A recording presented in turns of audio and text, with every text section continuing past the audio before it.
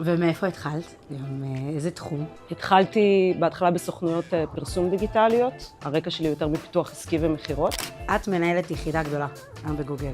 מתי הבנת שמדידה זה משהו שחלק מההחלטות שלך, ואיך זה בא בפועל היום לידי ביטוי במחלקה שלך? אני חושבת שהאסימון לגבי החשיבות של זה נפל לי דווקא בתפקיד הנוכחי. אבל איזה ככה ציפיות לא ריאליות, כשאת עובדת עם סטייקהולדרים, אנשי מרקטינג, מה ככה את מכירה שהם מצפים מהמדידה השיווקית?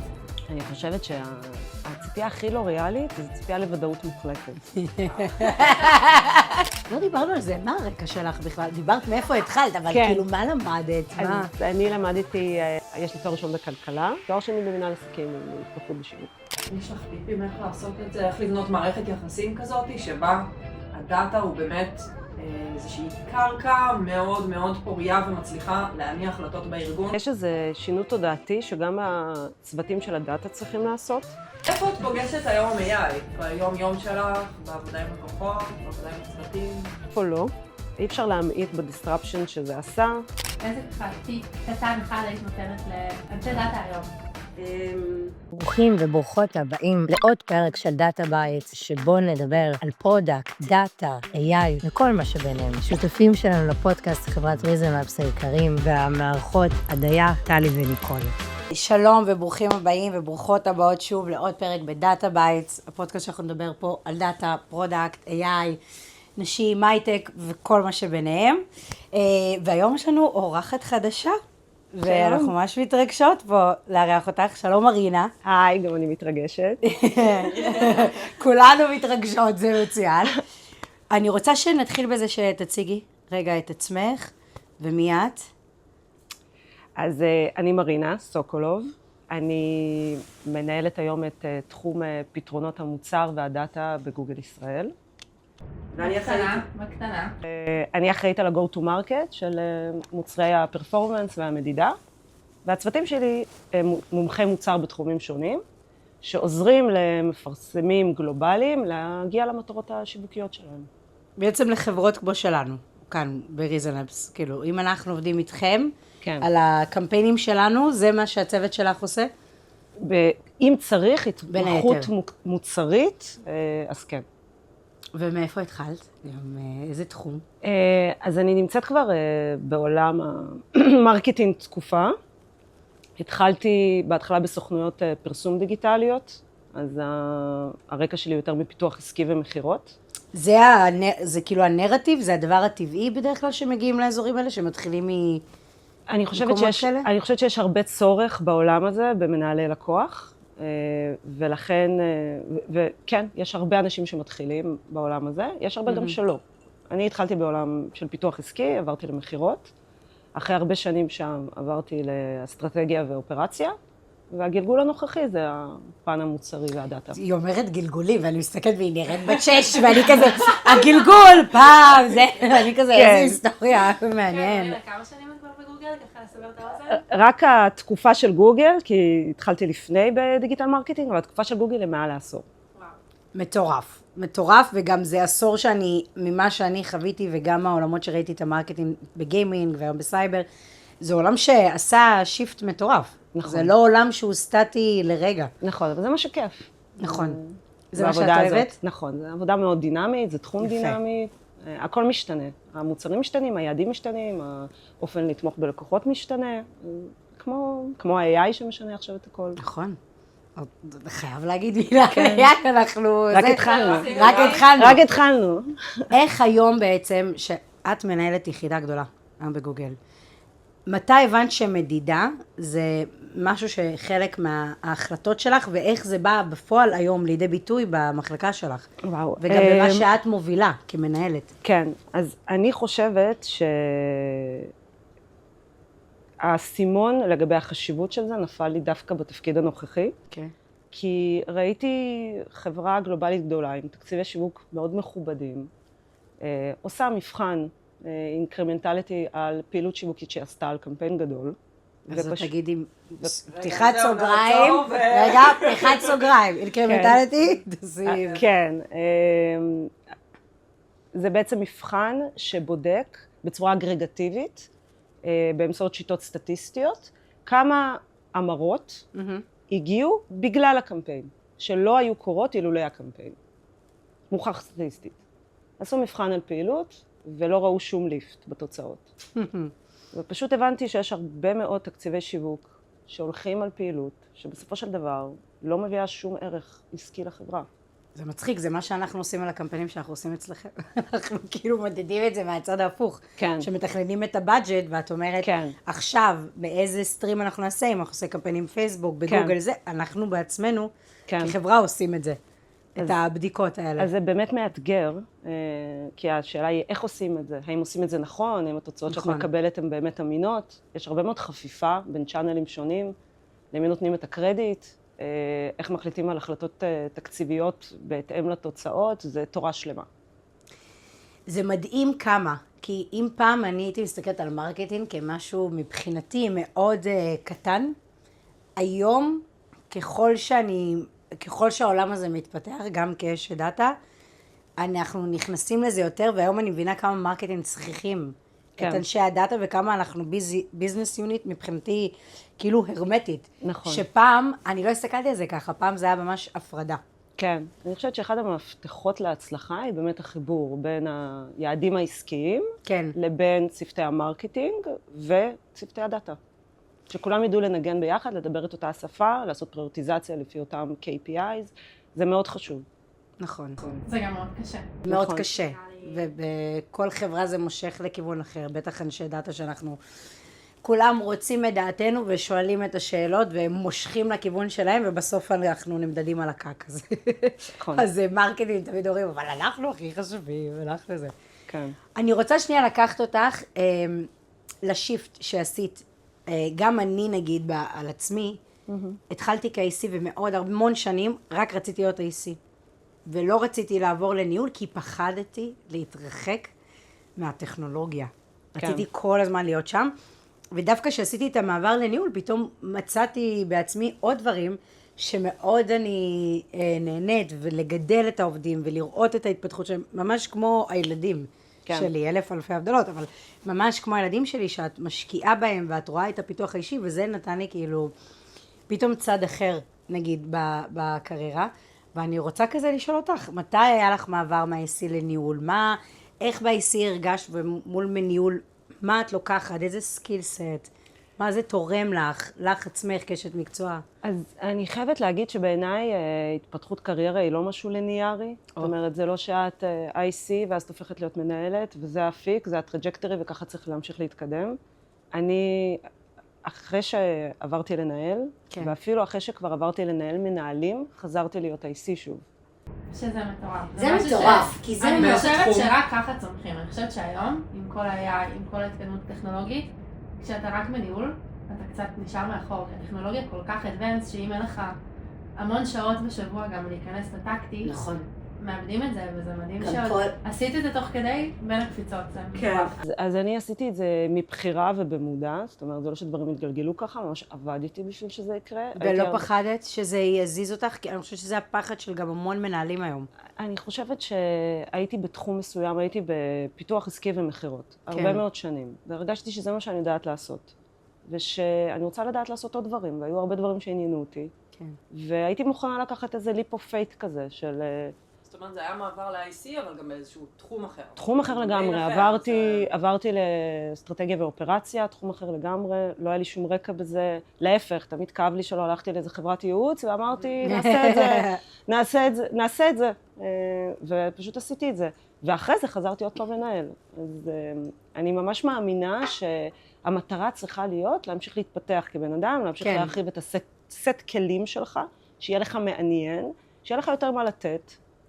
אבל שגם כמנהלת בטח הרגשת שיש לך הרבה יותר מה לתת, אחרי שאת, כאילו הייתי עם הרגליים על הקרקע מה שנקרא, לכלכת את הידיים, ואז צמחת שוב להיות מנהלת, אחרי שצברת את כל ה... כן, אז נגיד היום כשאני עושה go to market למוצרים ספציפיים, אני נשענת על דברים שלמדתי בשנים שבהם הייתי באסטרטגיה ואופרציה.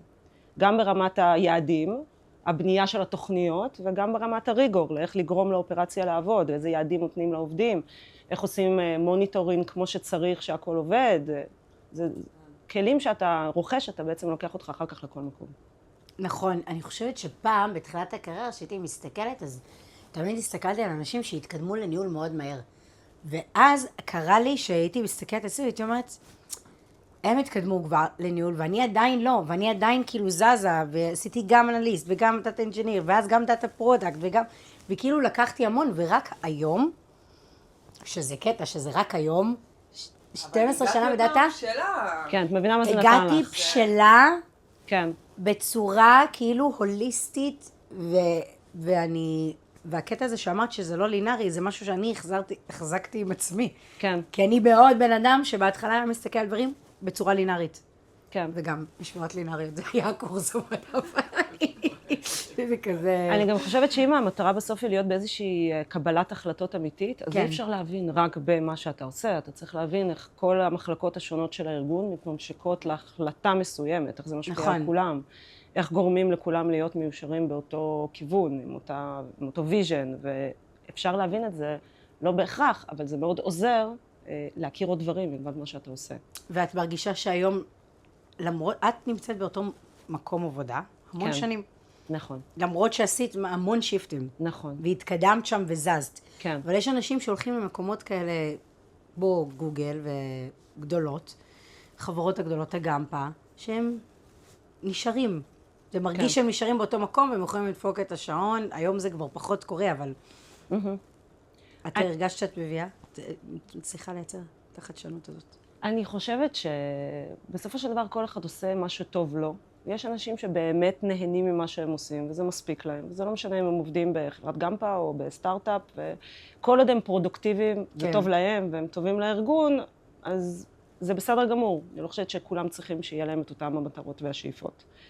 אני חושבת שלעבוד בחברה גלובלית, במידה ואתה כן רוצה לחדש לעצמך ולהתפתח, חברות גדולות מאפשרות את זה, כי פשוט יש הרבה אפשרויות. אז אני ככה לוקחת אותנו מניהול ונעשה קצת את הזום-אין של הפרק. היום אנחנו הולכות להיכנס יותר בטכני, בטקטי, בסטטיסטי קצת, לא יותר מדי, לעולם המרקטינג פלוס דאטה. ואני חושבת שככה בדיסקליימר קטן, מרינה, אני והיא עבדנו יחד, היא ניהלה צוות שאני עבדתי בו בגוגל, ואני חושבת שהתחברתי הרבה לכל הדברים האלה שאמרת עם הנרטיב של צריך להכיר את השטח, כאילו בלי להבין בידינג ואת הדברים הקטנים ככה בשיווק, מאוד קשה גם להבין את ה-high level, את הדברים למעלה. אז ובטח, בטח, בטח, בטח שעובדים עם משווקים ועובדים עם stakeholders ועם C-levels, באים אליהם עם רעיונות מפציצים וצריך ככה לזקק להם את זה בצורה נורא קלה. אז אני יודעת שלנו יש הרבה דוגמאות, אני בטוחה שיש לך ככה איזה הרבה בראש, אבל איזה ככה ציפיות לא ריאליות, כשאת עובדת עם סטייקהולדרים, אנשי מרקטינג, מה ככה את מכירה שהם מצפים מהמדידה השיווקית? אני חושבת שהציפייה הכי לא ריאלית זה ציפייה לוודאות מוחלטת. תודה רבה. איפה המנכ"ל שלנו? רגע, זה הרצאה שאני ידעת לפני שנתיים, בדיוק. אין 100% כאילו. כן. אין 100% בדאטה. אני חושבת שה-DNA של בעיקר חברות ישראליות, שהן חברות פרפורמנס גלובליות, זה שמה שלא מדיד לא קיים, והכל צריך להיות ב-100% מדויק. אבל אני חושבת שאם אתה בטוח שאתה יודע, אתה כנראה טועה. והדברים היום כל כך משתנים, ויש כל כך הרבה גם חפיפות וגם עיבוד סיגנלים שרק הולך ומתגבר, שהיכולת לוודאות מוחלטת פשוט לא קיימת, ואת צריך להיות מספיק אג'ילים וגמישים, בשביל גם להטיל כל הזמן ספק בהנחות המוצא, גם להבין שאי אפשר לקבל ודאות מוחלטת ושליטה מוחלטת על בסיס יומיומי, ולהיות מספיק גמישים ויצירתיים, כל הזמן לשנות ולדייק את עצמך. אז איך את מבשרת את זה אבל ללקוח? כאילו איך את גורמת לו להבין שזאת המציאות וזה ממש ממש בסדר, ותקבלו ככה החלטות, כאילו גם במצב של אי ודאות ועמימות, זה ממש ממש בסדר, כאילו איך את נותנת להם את הביטחון אז אני חושבת שלקוחות כאלה דווקא כדאי לקחת לעולמות של אופליין מרקטינג, ולחשוב על שלטי חוצות. שזה הכי לא. שזה הכי לא, כן. למה? כי איך אתה מודד שלטי חוצות? אם אנחנו נתחיל את השיחה הזאת, אז אתה כנראה מודד את המחירות שעלו בסביבת השלט. אז אם אנחנו ניקח, אבל אין לך באמת יכולת נכון. מדויקת, נכון? אתה לא יודע איזה עוד דברים נסיבתיים קראו שהשפיעו על התוצאות. אבל אתה עדיין עושה שלטי חוצות, זה לא שאתה מפסיק לעשות שלטי חוצות, במידה ואתה לקוח שיש לך פעילות אופליינית. אז לקחת את זה לעולמות הדיגיטל מרקטינג. צריך להבין שיש הרבה אפיקים שהם לא, למשל, קליקבילים, אז אי אפשר לקבל מידע מדויק, כי היוזר לא מקליק. זה לא בהכרח אומר שהם פחות אפקטיביים. אבל אז הוא יגיד לך, אבל תקשיבי, שלט חוצות עולה לי X. תקציבים זה בכלל לא אותם סדרי גודל. פה אני צריך הרבה יותר קונפידנס בהחלטות שאני לוקח לעומת שלט חוצות שעולה לי. אז אני חושבת שהשיחה הזאת צריכה להיות להאם אתה רוצה לעשות רק מה שאתה יכול למדוד, או אתה רוצה לעשות מה שאפקטיבי למטרות העסקיות שלך. ואז אנחנו יכולים לפתוח שיחה של מה אפשר לעשות ואיך כן אפשר למדוד. שאינקרמנטליטי, מה שציינו קודם, זה רק שיטה אחת שהיום אנחנו עושים אותה הרבה, שבעצם מוכיחה קשר סיבתי, אמיתי, סטטיסטי. והיא מכוונת לרוב לאפיקים כאלה שהם upper channel'ים, כמו יוטיוב או CTV, שהם פחות קליקבילים, ואולי מישהו שנמנע מפרסום במדיה שהיא לא קליקבילית, לא היה עושה, אם הוא מחפש ודאות מוחלטת. אז גם צריך לעשות איזשהו שינוי מחשבתי, גם צריך להבין למה אתה עושה אותו ולהאמין, ולהיות מוכן לדרך, שהיא לא דרך מהירה, היא דרך של הרבה ניסויים וטסטים, אבל היא בסוף שווה את זה. כי אם אתה לא תעשה את זה, המתחרים שלך יעשו את זה, אין ואקום.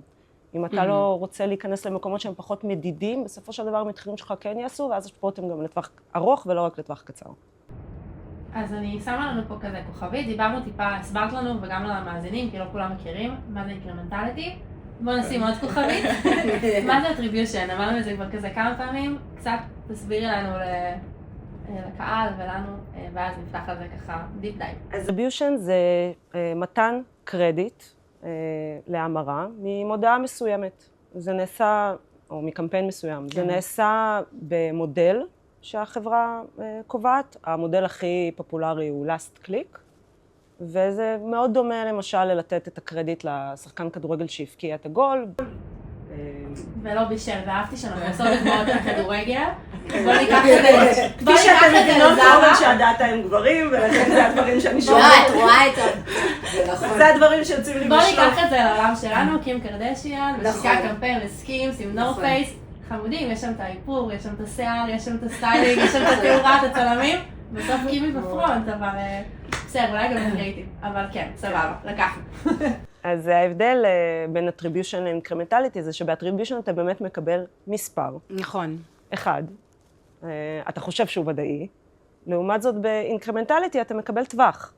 אתה מקבל טווח גם של המרות, זאת אומרת, הקמפיין הזה הוליד לי המרות אינקרמנטליות שלא היו קורות אילולי הייתי רואה את הקמפיין, אבל זה טווח, אז הוודאות יורדת, אתה צריך ללמוד לעבוד עם טווח, וגם העלות והROI היא למעשה טווח, ואתה צריך להחליט האם הטווח הזה הוא טוב לך.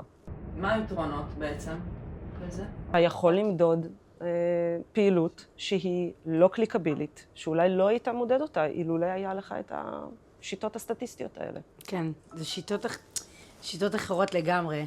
אתה גם יכול לשייך קרדיט אמיתי למודעה שהיא למשל view-based only, כמו CTV בטלוויזיה, או יוטיוב, או מודעות דיסקאברי אחרות. או אתה יכול לעשות מדידת iOS שאפל מגבילה את הסיגנלים, ולכן יוזרים נמנעים מלפרסם במערכת הפעלה. זה פותח לך עוד עולמות של מדידה, ואתה גם יודע שזה תוצאה סטטיסטית, כי למשל, אם אני עושה אינקרמנטליטי על בסיס מדינות, אז אני לוקחת שתי קבוצות שהן זהות במדינות שונות, או אותה מדינה עם מדינה מספיק גדולה בארצות הברית, ואני בודקת כמה המרות קרו רק בגלל המודעה, וזה מנטרל את כל הדברים נסיבתיים שהיו יכולים לקרות. למשל, אם אני עושה מודעה לביטוח, ובדיוק הייתה שריפה בקליפורניה, כנראה שהביקוש עולה. האם הם היו מתקנברטים גם ללא הקמפיין שלי? כנראה שכן. כמה כסף השקעתי בקמפיין? חבל. אז זה הדברים שבעצם אינקרמנטליטי מאפשר למפות ולשלול. ולמה כולם כל כך אובססיביים לאטריביושן? כי למה הם מפרסמים, לא משחררים מהנס קליק מהאטריביושן הזה? קודם כל, אני חושבת שעדיין הם אובססיביים בצדק. זה עדיין שיטת המדידה הכי טובה לאופטימיזציה יומיומית. היא פשוט לא נותנת מענה לכל הצ'אנלים ולכל הצרכים. ולכן כנראה שהמפתח הוא לשלב. זאת אומרת, לעבוד בצורה שבה אתה עושה attribution, ואתה מוסיף מבחני אינקרמנטליטי שמזינים את המודל attribution שלך. ככה שאם פעמיים ברבעון אתה מצליח להריץ מבחן, עם הנחות שאתה רוצה לבדוק, אתה יכול לדייק את הקמפיינים שלך לפי התוצאות. אבל זה מתאים רק לעסקים קטנים? זה רק לעסקים גדולים, סליחה. כאילו נגיד סטארט-אפים קטנים, שהבאג'ט שלנו לתקציבי קמפיינים הוא מאוד לימיטד, והיינו רוצים להכיל איזה מבחנים כאלה או אחרים סטטיסטיים. היום אנחנו מסתכלים באמת רק על attribution, זה אנחנו עובדים. אז זה תלוי, כי בסופו של דבר בשביל שטסטים יהיו אפקטיביים, כן צריך להיות איזושהי בשלות של דאטה. נכון. וווליום וסקייל עוזר, כי ככל שיש יותר דאטה, את למעשה יכולה לנקות את כל הרעש שיכול להיות. אנחנו צריכים דאטה בסוף שהוא לא וולוטילי. נכון. שאפשר להסיק ממנו מסקנות. ולרוב ווליום כן עוזר. גם תקציבי שיווק גדולים מן הסתם יעזרו, כי לרוב זה לא נגמר בטסט אחד. זה ממש סקיל שצריך לפתח. תחשבו כמה זמן לקח לכם לבנות את מודל האטריביושן המתאים לכם, ולהגיע לאופטימיזציה. הרבה זמן. עבודה שהיא ongoing. אז גם אינקרמנטליטי זה לא one off, זה משהו שלוקח הרבה מאוד זמן לבנות. גם לצוותים שמטפלים, ללמד אנליסטים או דאטה סיינטיסט לעבוד עם אינקרמנטליטי, או בכלל פתרונות של מידיה אפקטיבנס כמו MMM, שזה הדברים המתקדמים יותר.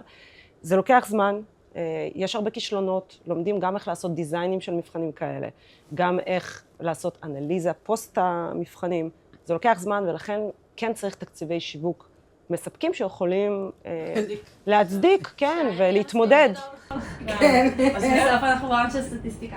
איך באמת נראה המעבר הראשוני הזה? זאת אומרת, אם אני היום רגילה לעבוד באטריביושן מודל, איך אני מחליטה או מבינה שכדאי? כן, אז אם אנחנו בית המשפט מתחילים מהר ואז מגבירים, הפוך. זה ממש ממש תהליך איטי והדרגתי. וואי, נשמע לי כיף. כן, המטרה פה היא... איך בוחרים תהליך איטי בחברה? בואו ננוח לתוך זה. אז אני אגיד לך, ברגע שזה מוכיח את עצמו, זה ממכר. את רוצה עוד, כי אז את גם יכולה להבין על מה את פשוט זורקת תקציבים, סתם, כי זה לא מבין אינקרמנטליטי אמיתי, והיוזרים היו מתקנדטים גם אילולי הפרסום, וגם את מזהה הרבה פעמים שיש צ'אנלים שהם פי 4 עד פי 6. יותר אפקטיביים מהאטריביושן שלך, בגלל כל החפיפות והמחסורים בסיגנלים. אז לרוב התהליך הזה נראה הדרגתי, מתחילים בטסט קטן, רואים שגם הצוות וגם הדאטה שלי מספיק, וככל שמתחילים לראות הצלחה ולהשתפר, אז מתחילים להגדיל את זה. זה ממכר, את אומרת. זה ממכר, ויש חברות גדולות שזה ממש חלק מהיום-יום שלהם, שיש להם צוותים שמטפלים בזה, אנליסטים ודאטה סיינטיסט שמתמחים בזה, יש הרבה פתרונות, חברות שבונות פתרונות פנימיים שמתמקצעים בזה, וזה חלק מהמדידה היומיומית שלהם, שמזינה את האטריביושן. ואם אנחנו על מדידה, אז בואו ניקח כזה גם דוגמה, אני זוכרת שפעם סיפרת לי, סליחה, זה יש לנו, we have history. דוגמה איזוטרית עם מטוסים. כן. חבר'ה, תזכרו את זה לעד. על איזשהו רגע שאת מבינה שהמדידה לא באמת משקפת לנו את האימפקט, את ההשפעה. כן. מטוסים. זה באמת דוגמה טובה. דוגמה טובה ללמה לעשות את זה בכלל. אז אחרי מלחמת העולם השנייה, ארצות הברית התחילה בתהליך שהיא מנסה למגן את מטוסי הקרב שלה. אז אנליסטים מיפו את כל הפגיעות שקרו בגוף המטוס, בשביל לראות באיזה אזורים של המטוס היו הכי הרבה פגיעות, בשביל למגן את המטוסים באזורים האלה. עכשיו, אם חושבים על זה, הדאטה האמיתי שהיה עוזר להם לדעת מה למגן, הוא לא במטוסים שחזרו. במי שהם התרסקו. בדיוק. זה מה שהיה צריך באמת למגן, כי אז המטוסים היו חוזרים. בדיוק. וזה פשוט משהו שמאוד עוזר להפיל אסימון לזה שהרבה פעמים אנחנו מחפשים מה אני יכול לדעת מהדאטה שיש לי, כן. במקום מה אני צריך לשאול. ולשבור את הראש, איך הדאטה יכול לענות על השאלות האלה. זה המתח הקבוע גם, שאני מרגישה, שיש לי, אגב, עם מרקטינג, זה בדיוק השיחה שעלתה לי, עם הדירקטור מרקטינג, שהיא אמרה לי, תסתכלי בדאטה, תגידי לי מה את רואה. אמרתי לה, לא, מה מעניין אותך? מה השאלות שלך? כן. בואי נלך לשם, תגידי לי דברים, ואני אלך לחפש אותם, ואז אני אחשוב על עוד כיוונים. כן. אבל זה... אז אני חושבת שגם, אבל הצוותים של הדאטה יש להם איזושהי אחריות בזה. ברור. הם גם צריכים לדעת לא להזין חזרה את מרקטינג או את הסטייק הולדרים שלהם, פשוט במידע שיש להם, כי זה מה שקל להם להסיק. וגם הם צריכים להיות יותר מחוברים למטרות העסקיות של הארגון. הרבה מאוד פעמים, אנשי דאטה רודפים אחרי הנתונים הלא נכונים, מבלי לדעת שהארגון למשל כבר עשה שיפט, מסקייל לפרופטביליטי, או כל דבר אחר. נכון. ולכן הקשר הזה עלינו את האשמה, אני מרגישה. לא אשמה, accountability. accountability. זה accountability. I'm taking accountability. זה שיחות. אז אני רוצה שנעבור ככה, באמת, אנחנו עובדים הרבה פעמים עם סטייק-הולדרים שהם לא דאטה סבי או טק סבי, ואנחנו בעצם מכניסים פה איזשהו משהו שהוא ככה הרבה יותר מורכב, רמת סיבוכיות יותר גבוהה. איך אני עכשיו יכולה להסביר את הקונספט הזה של אינקרמנטליטי למנהלים שהם לא מהתחום, שבאמת קצת יותר קשה להם עם מונחים סטטיסטיים? איך עושים את זה? אני אוהבת דוגמה שהיא לא מעולמות המרקטינג. ולא הכדורגל. ולא הכדורגל. מבטיחה. אם אני למשל בעלים של חנות פיצה, ואני עושה תחרות. אוכל זה טוב. נכון.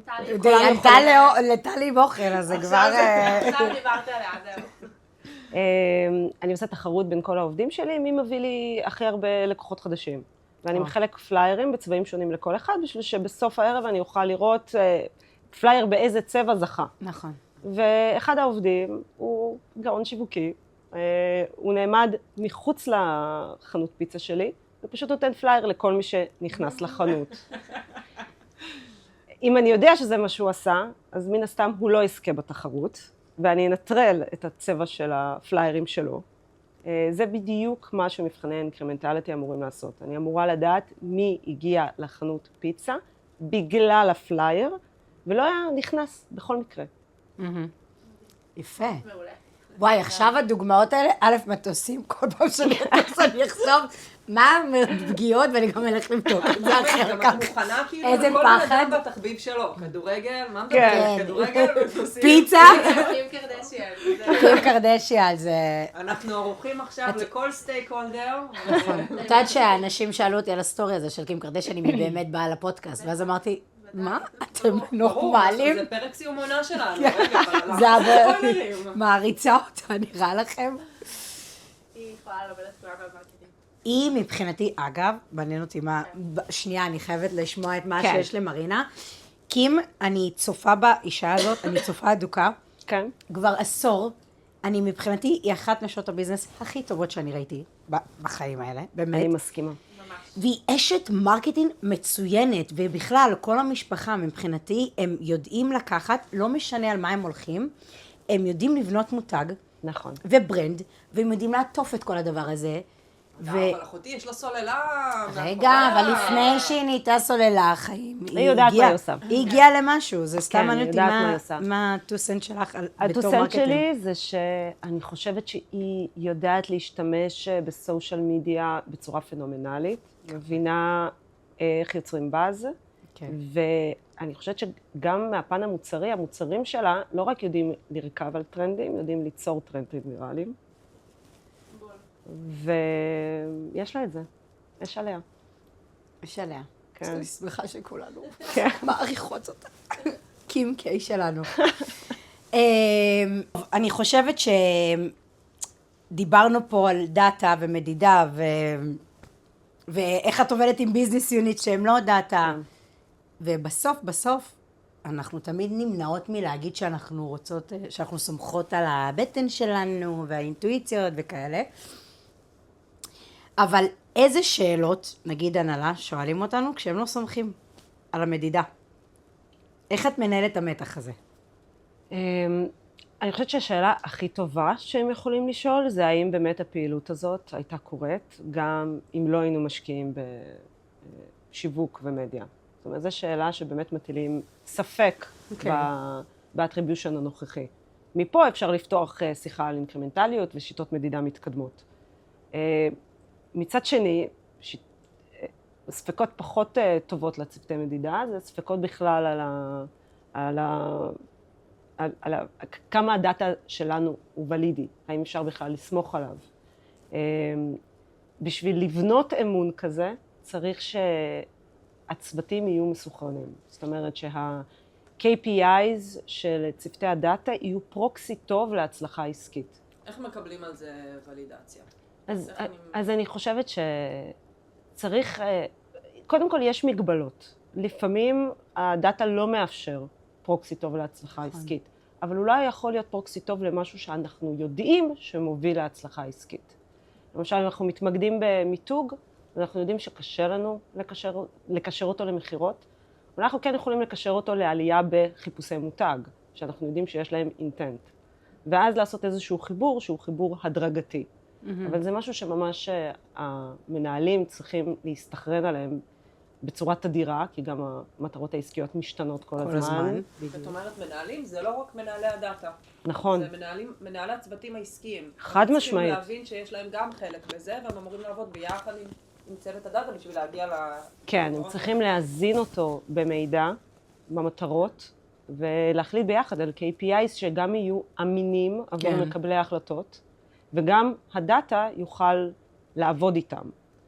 כשהאמון הזה נבנה, ומתחילים לסמוך על הדאטה שמגיע, אפשר להתחיל להכניס אותו לישיבות הנהלה, לקבל החלטות לפיו, ומפה השמיים זה הגבול. אנחנו הרבה פעמים סובלים מזה שתולים בנו כאילו בצוותי הדאטה. כל התקוות.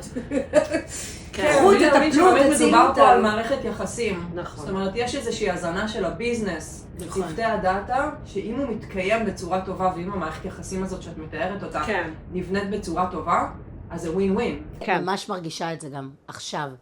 נגיד שאנחנו עושים שינויים בקמפיינים, וזה, הקאק שלנו ממש משתפר, אבל מאידך זה פוגע לנו נגיד ב-LTV ובריטנשן, כי צריך למצוא שם את המתח הנכון בין השינויים, וזה נכון. ואני השבוע פתאום קלטתי את זה.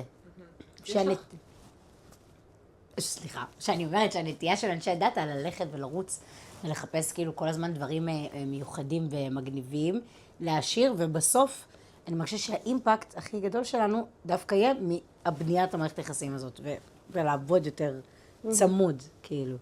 יש לך טיפים איך לעשות את זה, איך לבנות מערכת יחסים כזאת, שבה הדאטה הוא באמת איזושהי קרקע מאוד מאוד פוריה ומצליחה להניע החלטות בארגון? אני אפילו אחדד את זה, כי אני חושבת שבהרבה ארגונים, כאילו קצת מזלזלים בדאטה, או אפילו מביאים אנשי דאטה מאוחר מדי. נכון. ומצפים שהכל יהיה מדיד, אבל אין את התשתיות בזמן. אז כאילו, איך מוכרים את זה באמת החבר'ה הכי בכירים, אם זה CMOs, אם זה גם פאונדרים, שהם צריכים לעשות אינבסטמנט הזה בדאטה from day, לא one, אבל כדאי שזה יהיה מאוד קרוב ל-day one. אני חושבת שיש איזה שינוי תודעתי שגם הצוותים של הדאטה צריכים לעשות, ולחשוב על עצמם קצת כמו נותני שירות של המחלטות העסקיות. אם הם מנגישים את עצמם כשירות שעוזר להגיע למטרות עסקיות, אז הם יכולים לשאול איזה דאטה אני יכול לספק לך שיהיה מספיק אמין בשביל שתסמוך עליו ותקבל החלטות לפיו. ואז לעשות את השיפט פנימית בתוך מחלקות הדאטה.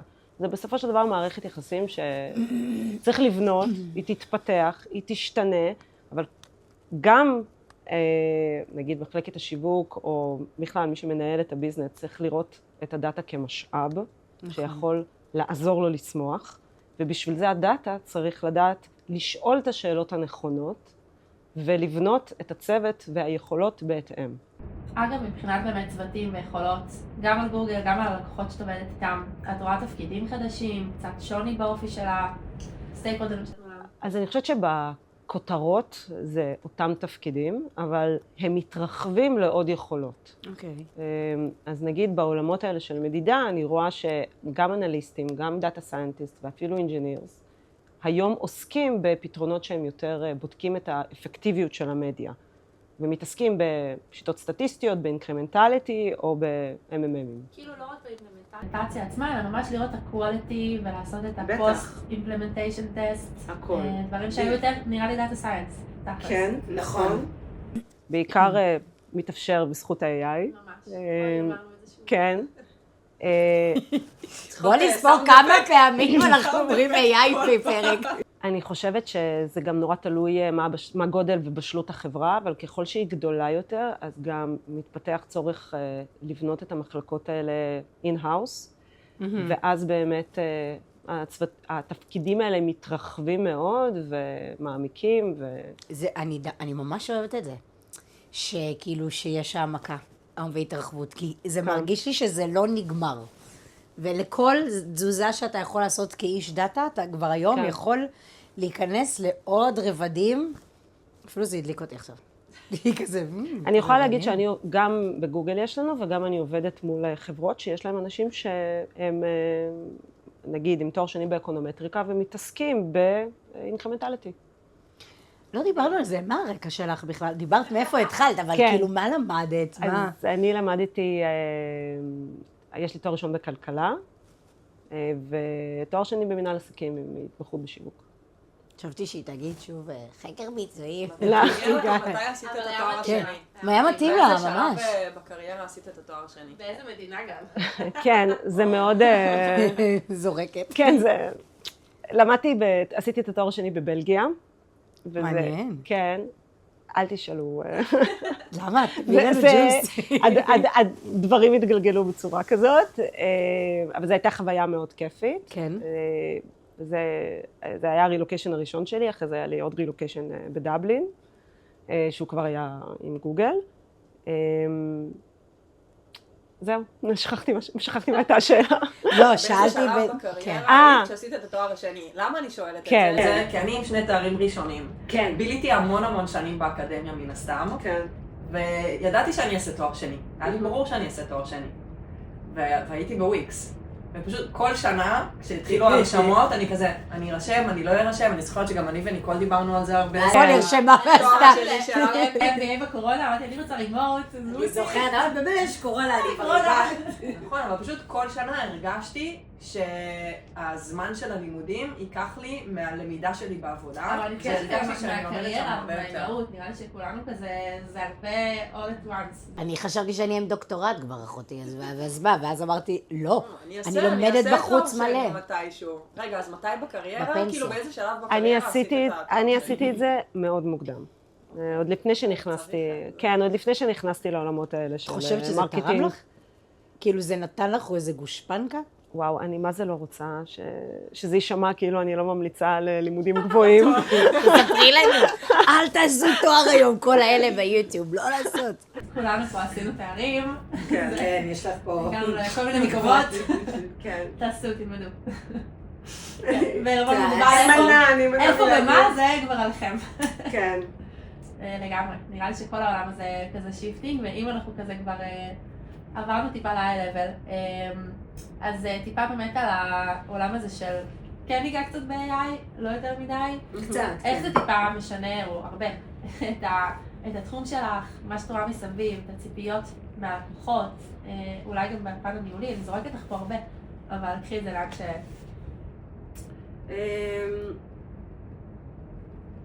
אני חושבת, וואו, איזה שאלה. שאלה גדולה. זו שאלה ענקית, את יכולה לעלות על אפשר לעשות עליה עוד פרק. איפה את פוגשת היום AI? כן. ביום-יום שלך, בעבודה עם לקוחות, בעבודה עם הצוותים? איפה לא? נכון. יפה. תשובה טובה. אני חושבת שאי אפשר להמעיט בדיסטרפשן שזה עשה. כן. גם בחיים האישיים שלנו, שאיך אנחנו משתמשים בכלים האלה ביום-יום, וכתוצאה מכך, איך אנחנו מתנהלים בעבודה כעובדים, שמשתמשים ב-AI בשביל להיות פרודוקטיביים יותר. זה עולם שלם של מטלות וזמן שאפשר לחסוך, גם בניהול דאטה ואנליזה של דאטה, וזיהוי טרנדים ומגמות, וגם בפשוט התייעלות אישית. על... כן, אנשים כתבו אצלנו בחברה הקודמת את הפרפורמנס ריוויו עם כל בזמנו זה היה ChatGPT, היום יש הרבה יותר, זה כאילו דברים שלוקחים הרבה אנשים המון זמן. אז אפילו בקטנות האלה, וקריאייטיב, לקמפיינים, ובאמת צופי. איפה זה בא לידי ביטוי באמת בעולמות האלה של הטריוויו שם? דווקא הקריאיטיב זה נראה לי מסוכן, אתם יודעים? אבל הבידול, מה שאני רואה, הבידול הוא עוד יותר קשה עכשיו.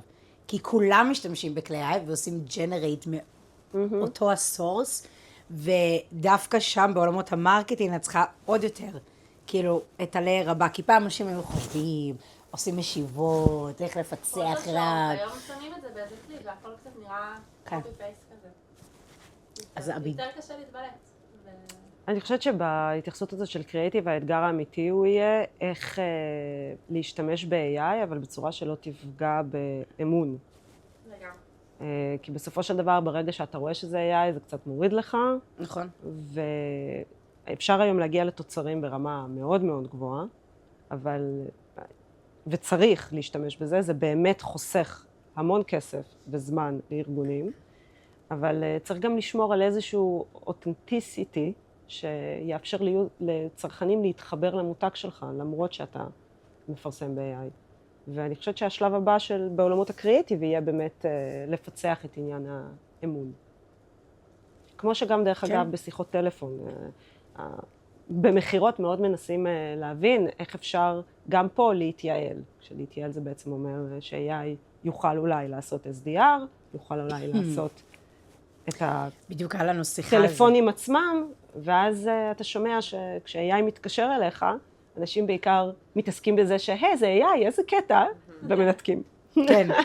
אז יש פה... זה האבולוציה של פעם שהיינו מתקשרים ופתאום קולטים שמי שעוזר לנו זה מישהו מהודו. כן, כן. ואנחנו לא רוצים לקבל שירות ממישהו מהודו. כן, אז יש פה איזה תהליך למידה, והוא כנראה בכלל התחומים שה-AI ייכנס אליהם. אני כן חושבת שכנראה לדור שלנו יהיה יותר קשה לעשות את השיפט הזה, במובן של לתת אמון ב-AI, כנראה לדור ה-Z ומטה פחות. כבר נולד לתוך זה. כן, יהיה יותר קל. זה מטורף, הבן שלי בן 10 ויש לו ChatGPT והזה, ואז הוא שאל אותו, תגיד, אתה יודע מי זו אמא שלי? וזה, ואז הוא הביא לו את הלינקדין שלי, ואמר לו, אמא שלך זו הדייתה, ככה, הוא מספר, הוא אומר לי, איזה גאון הוא, וכאילו כל שאלה שהוא שואל, מסקרן אותו משהו על כוכב לכת, הוא פשוט, ואני הייתי הולכת לספרייה לאנציקלופדיה. כן. זה... הספרים. אז אני כן חושבת שזה רק ילך ויגדל, אבל כנראה שעדיין יישאר איזשהו נתח שרק ה-human touch יכול לעשות, בין אם זה בקריאייטיב, או בדאטה, או במחירות. מהמם. אז אנחנו wrapping up. נכון. את השיחה המרתקת שלנו. עם כזה takeaways לדרך, קצת. נראה לי בסוף אנחנו נשות דאטה. נראה לי שאת עובדת כל כך הרבה אנשי ונשות דאטה, וגם ראית כאלה בתחילת הדרך. איזה ככה טיפ קטן אחד היית נותנת לאנשי דאטה היום? אני חושבת שזו עצה שרלוונטית לכולם, לא רק לדאטה, וזה פשוט לא לפחד לאתגר את הסטטוס קוו כל הזמן.